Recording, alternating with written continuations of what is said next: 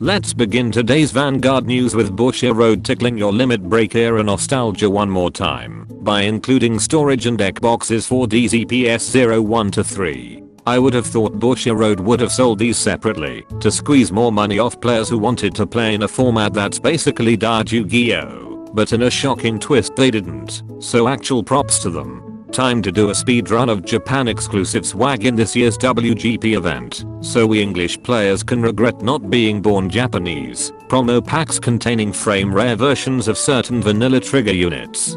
Participation packs with double rare energy cards and frame rare heal triggers featuring DivineZ Cards. Top 8 players getting Masanori and now energy generators. And the champion receiving the alternate Art of Dragon Empire and Stoichea's over trigger. If you thought Stealth Fiend is so is expensive now, we got the first reveal of DZBT-03's cover, which features Arc Height and Shoujo Doji upgrades as well as some new ride lines. For everyone thinking that it's a new Overlord unit in the cover image, Dragon Empire and Stoichea's new ride lines will be based off the latest Youthquake chapter, which are called Fiery Retribution, Dragon Court Ablaze and Dignitary Stoi Raja. Meanwhile, Stoicheia players can now become a Zenyatta main by making their opponent experience tranquility.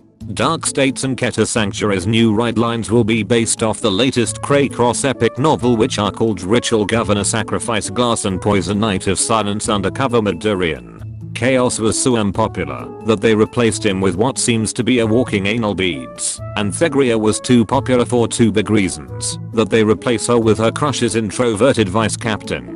Besides the new Shoujo Doji and Arc Height, we are also getting a new Regalis Piece. The art is cool and all, but I wish we get a Regalis Piece that is actually part of the Craycross epic lore when they are the ones seeking it.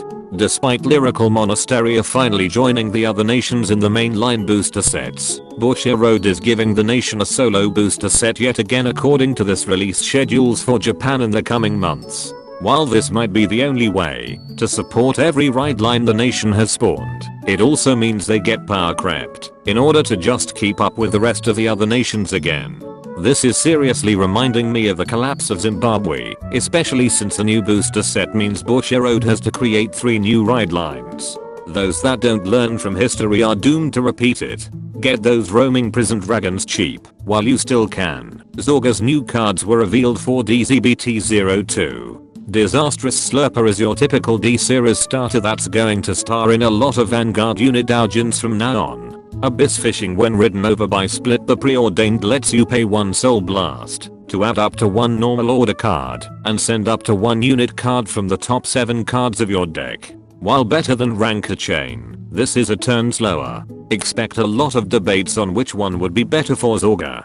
Split the Preordained, when ridden over by a Zga card with a divine skill, lets you add up to 1 normal order card from your drop zone. And while on rear guard, it gets 5k power if you played an order this turn. If Abyss Fishing didn't need this card to ride over it, I'm certain that players would rather use Black Tear's Husk Dragon instead. Fated One of Taboo's Organadir, while on Vanguard, lets you perform Alch Magic with a normal order with a different name in your bind zone. Once per turn while on Vanguard, you can pay 2 Energy Blast and binding a normal order in your drop zone to call up to 2 cards in your drop zone, then they get 5k power for each normal order with a different name in your bind zone, and they get retired at the end of the turn. And once per game while on Vanguard, you can pay 1 Soul Blast when he attacks a grade 3 or higher unit to stand all rear guards in one of your columns, but they are retired at the end of the turn. Forget what I said earlier about roaming prison dragon. There's no way in hell it'll be cheap after this point, whereas Zga Masks has lost most of its value.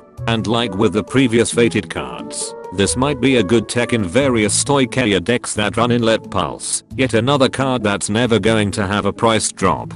Fill the Skies, a brand of corpses, is a normal order card that can only be played if you have a Zga Vanguard with a divine skill. When played, it gives your Vanguard a continuous ability that gives all your rear guards placed from the drop zone get 5k power. Roaming Prison just got even more power that it might as well be dubbed as Zga's Virana.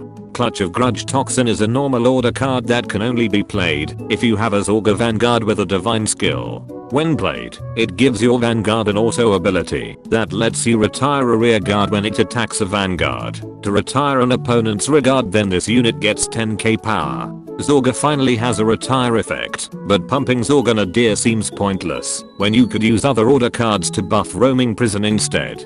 Finally, Abomination of Impending Karma when placed on rear guard lets you pay 4 energy blast and binding a normal order in your drop zone to get 5k power for each normal order with a different name in your bind zone.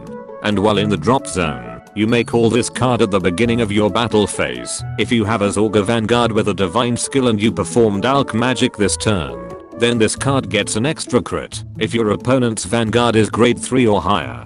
This would have been a good replacement for Roaming Prison if not for that heavy energy blast. You'd need to have at least 3 bound order just to surpass Roaming Prison's power. And that concludes this Vanguard news without the bullshit. Special thanks to my Patreon members for continuing to support my content creation. Be sure to subscribe and let me know in the comments which decks can tech Zga Nadir to use a divine skill with.